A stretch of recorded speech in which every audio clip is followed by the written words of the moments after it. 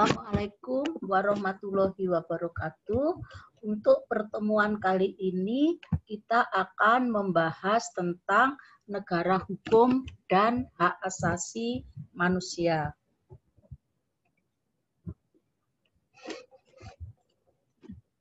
Pengertian negara hukum selalu menggambarkan adanya penyelenggaraan kekuasaan pemerintah negara yang didasarkan atas hukum.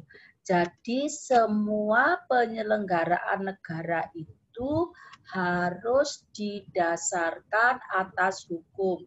Artinya segala kegiatan segala penyelenggaraan negara, misalkan penyelenggaraan tentang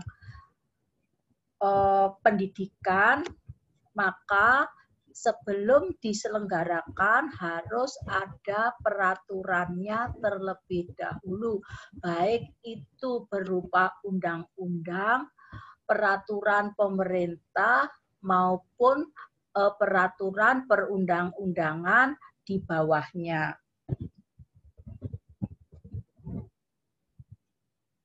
Kemudian juga pemerintahan dan unsur-unsur lembaga di dalamnya dalam menjalankan tugas dan wewenangnya terikat oleh hukum yang berlaku. Artinya lembaga pemerintahan ini misalkan DPR. DPR ini sudah diatur kewenangannya apa saja. Kemudian presiden.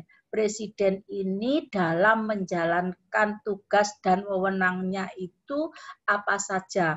Itu sudah diatur terlebih dahulu, dibatasi oleh peraturan perundangan. Tujuannya apa?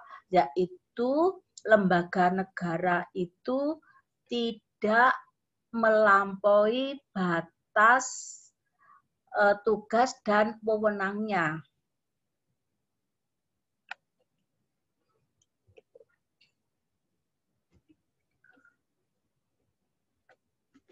Dasar yuridis negara Indonesia sebagai negara hukum ini diatur dalam pasal 1 ayat 3 Undang-Undang Dasar 1945 amandemen ketiga yang berbunyi negara Indonesia adalah negara hukum.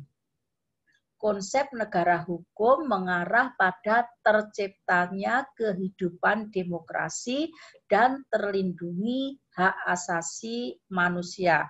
Jadi Indonesia merupakan negara hukum.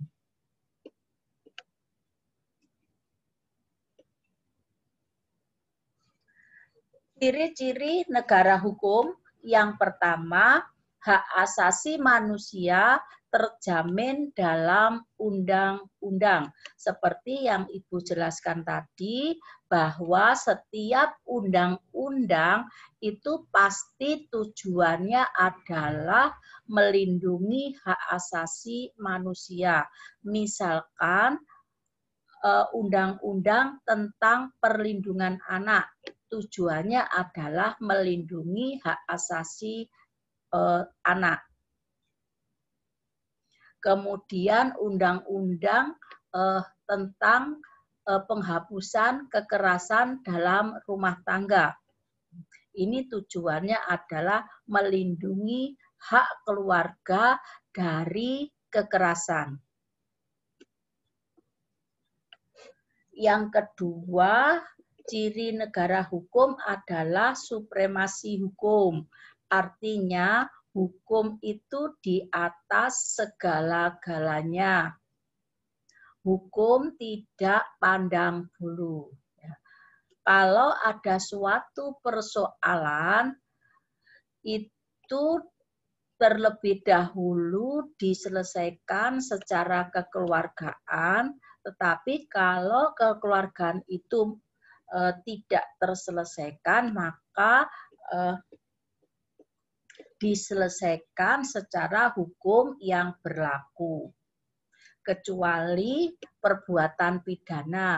kalau perbuatan pidana atau tindak pidana itu tidak bisa diselesaikan secara kekeluargaan, tetapi langsung pada ranah hukum pidana seperti pencurian, korupsi, kemudian pembunuhan. Nah, itu ranahnya hukum negara. Jadi negara langsung memberi sanksi pidana.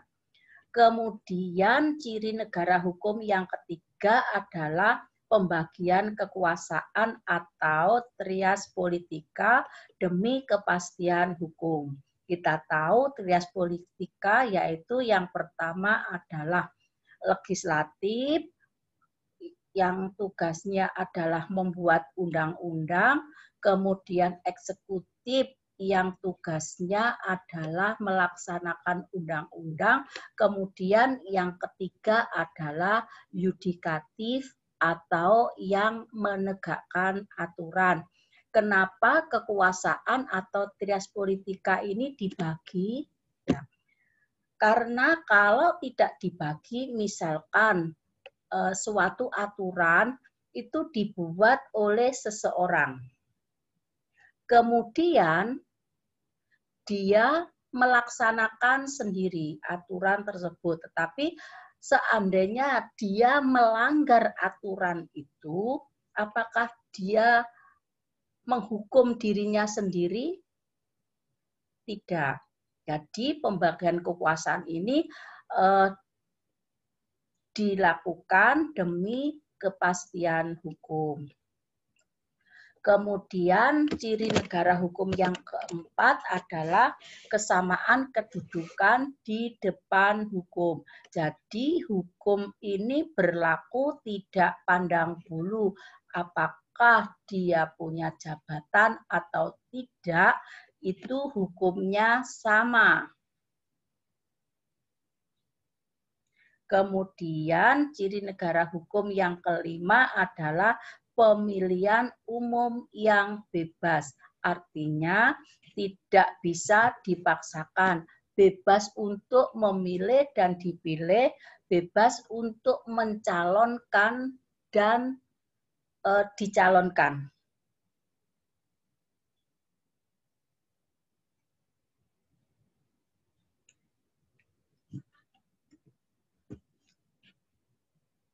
Ciri negara hukum yang keenam adalah peradilan administrasi dalam perselisihan.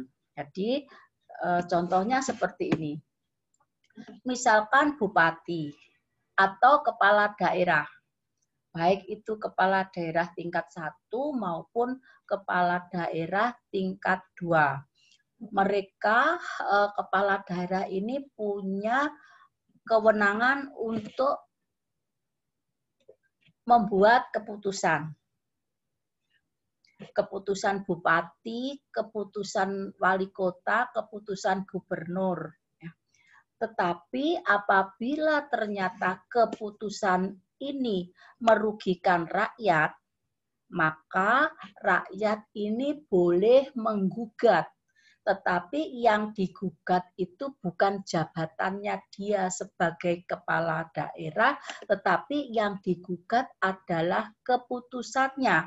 Tujuannya adalah agar keputusan yang merugikan ini bisa dicabut atau dibatalkan. Artinya kepala daerah pun kalau dia membuat keputusan yang merugikan masyarakat, maka masyarakat bisa menggugat keputusannya itu.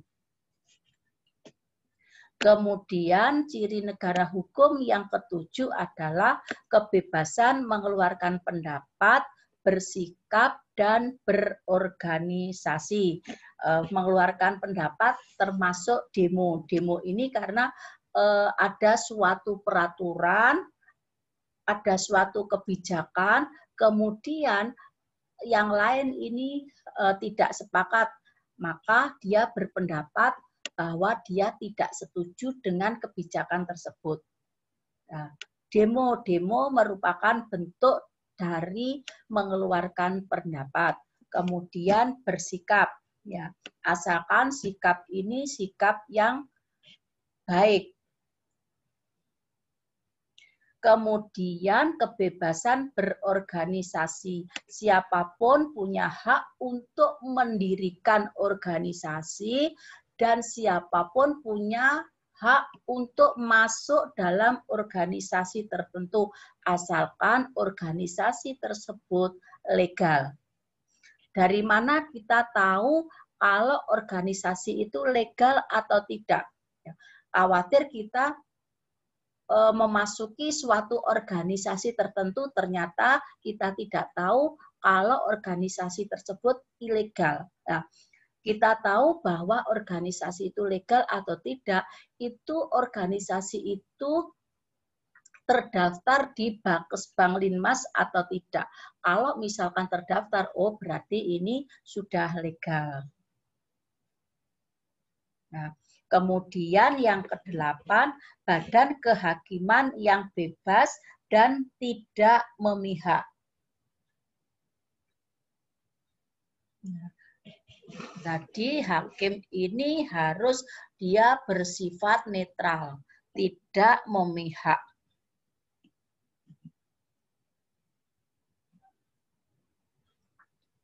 Makna Indonesia sebagai negara hukum.